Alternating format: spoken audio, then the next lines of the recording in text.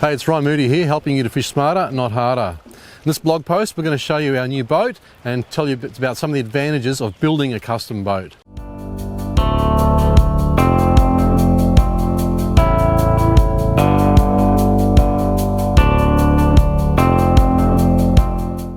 This one was built by BME in Cairns. It's actually the 6-metre Northwind. It's Cairns Custom Craft designed. They've been out for a while, these ones. They've made a few adjustments to them, but we've had it fitted out especially for filming, so it's a little bit different to other boats. Yeah, we're going to run through a few of the features first and have a look at how we've set it up. So we're going to start off up the bow up here. First up, electric motor, most important. Everyone's getting into electrics these days. This one's an 80-pounder, so I've got two 12-volt batteries up the front here. Big, generous anchor well for all your different size anchors. Plus, you can also store cast nets or whatever you want in there. Spare ropes. So very generous anchor well. Up here we have two forward hatches. And in here we have a dog.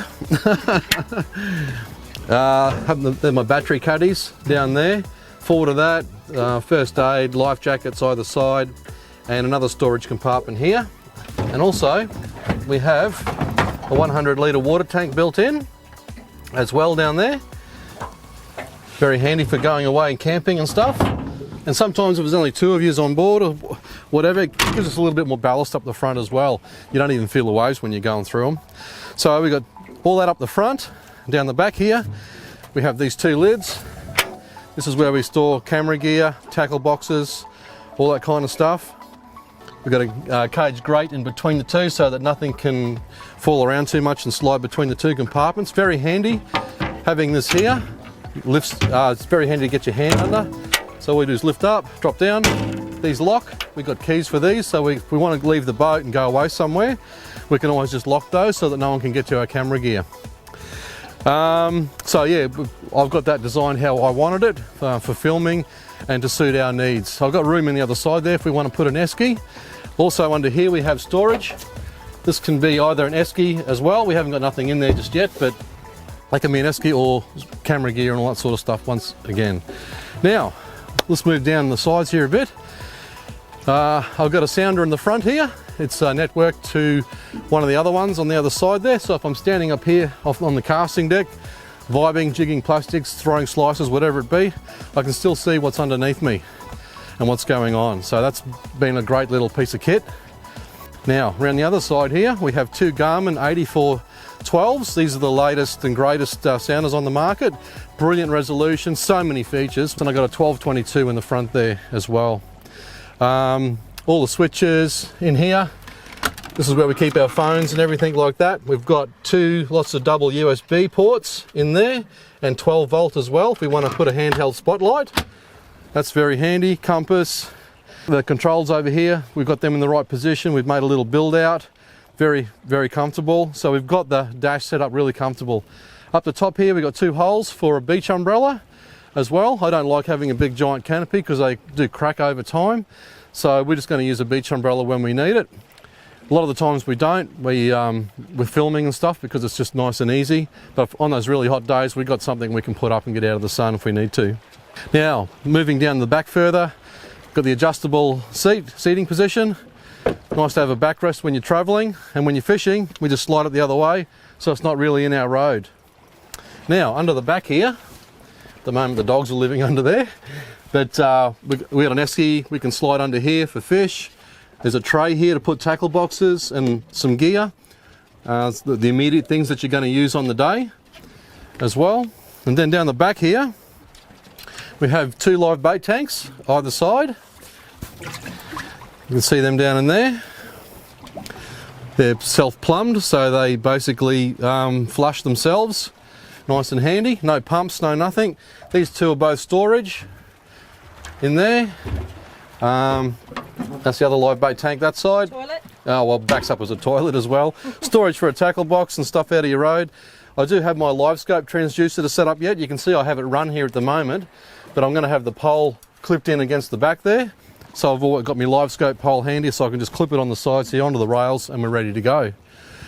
Now, of course, up the back here, great platform, polling platform. You can stand on it or just use it for filleting fish or rigging baits, anything like that. Storage for 7 rods. I'm going to get some more rod racks along the side for when we're in transit, so that when we get to the boat ramp we can just take them out of there and put them up the top, nice and handy. And check out these great rotating rod holders by Exploding Fish. Simply press the button and around she goes in case you drift side on. But you must have a bit of room under your gunnel in order for these to work. They're a really simple design, they're a brilliant idea. I've actually got 8 of them. We do have a USB port and a 12 volt socket out the back here if we want to charge cameras and leave them up on the top here. We got duck boards there, nice and handy with the ladder for when we're snorkeling. Karen wanted that, not me. Anyway, that's nice and handy, very easy to get into the boat. And of course, we got the G2 Evinrude 150 HO on the back. Isn't she a piece of equipment? Very happy with that engine, goes very well, and the reliability in them is just amazing. So that's basically a bit of a quick rundown on the boat. On the deck also, I've done the non-skid finish that we use on the barra boats over the years. Normally I stick it to ply, but we've done some experiments with the flow coat, sticking it to sheets of aluminium, and it goes very well. You can even bend the aluminium and it doesn't crack or anything like that. So I've done the non-skid finish with flow coat. I've just got to put a black Sikaflex trim around the edge, and that's about it. Now the reason I like to use flow coat as the non-skid coating on the deck is because it's very cool. Even on the hottest days, you could lay a baby on this floor and they won't even whinge. It is so good. We've got another blog on how we do the floor, so we'll attach that link to this blog. Now, if you're doing a custom boat for yourself, you might notice this boat's in survey, so it means I've got a lot of foam filled in the sides here. But if you're not building a boat in survey, you can turn that into side pockets, drawers, all kinds of things under that side there. It's a bit of wasted room in here, but in this boat, but trouble is we have to have it for survey reasons. Now, if you're wondering why I've used 3 sounders, firstly, I'll just get the front one out of the road. The one I put on the front here facing forward is for when I'm casting off the front deck, so I can look down and see what's going on underneath me without having to run down here and have a look. Now on the front here I have the GARMIN 8412s, magnificent units, brilliant resolution, but what I do and how I use them is, on one I run my inshore UHD transducers, and the other one I run offshore transducer, the GT51 for the deep water side scan. So what I can do is when I'm inshore I'll run all sonar on this one and GPS over here, and when I'm offshore I'll run this sounder over here with all the sonar and my GPS on that side. So I've got the best of both worlds. I can run either transducer. It's also very important to know what transducers you're running for the different applications. And that's where my course Sound Skills 2 will help you out. It goes into all the frequencies you should be using where and when, plus all the illusions, everything else, set up, how to get the best picture. It's a massive course, and of course it's online, and it's been very well received. So get on over to our site, have a look at Sound Skills 2, that'll point you in the right direction. I see so many people on sounder pages and through our courses that go and buy the wrong unit, or they bought the wrong transducer for their application. So it's so important to find out what you really need before you go and purchase a new unit. And that's where we can help you, not only with Sound Skills 2, but through our dealer 𝗘𝗫𝗦𝗛𝗏. He's been in the business for over 30 years, knows the products inside out, great old-fashioned service, and we've got some deals and specials as well. So come back to us if you're looking for an upgrade and we'll help you out. That's basically the rundown of the boat. We've set it up for ourselves, fishing, filming.